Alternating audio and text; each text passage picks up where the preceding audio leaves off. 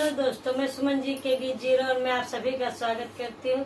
अपने इस YouTube channel पे एक गाया जाने वाला सोहर गीत लेके आई हूँ। अगर आप लोग को मेरा वीडियो अच्छा लगे तो मेरे वीडियो को लाइक करें, चैनल को सब्सक्राइब करो,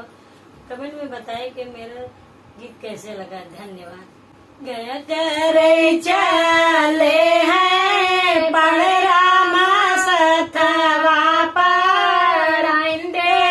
सथवा पढ़ाइंदे पिया मऊ चलब तोरे साथे गया में पिंडा पारब पीतर सब तारब पीतर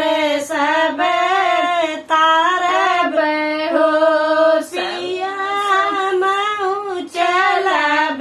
तोरे साथे गया में पिंडा पारब पीतर सब तारब पीतर सब तारब हो सबके ले बोलाई पीतर के मनाइब पीतर के मनाइब हो पिया घर घर चावल छिड़काइब पीतर के लैके सथ चलब पीतर के लैके सथ चलब हो पिया घर घर चावल छिड़काइब पीतर के लैके सथ चलब पीतर के लैके सथ चलब हो गया में कर पिंड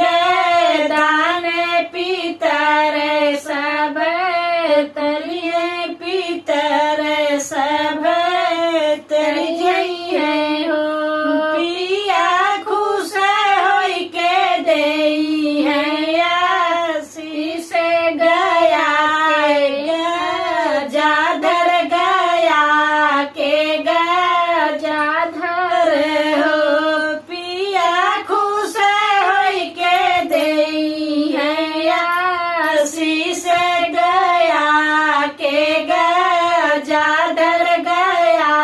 के जाधर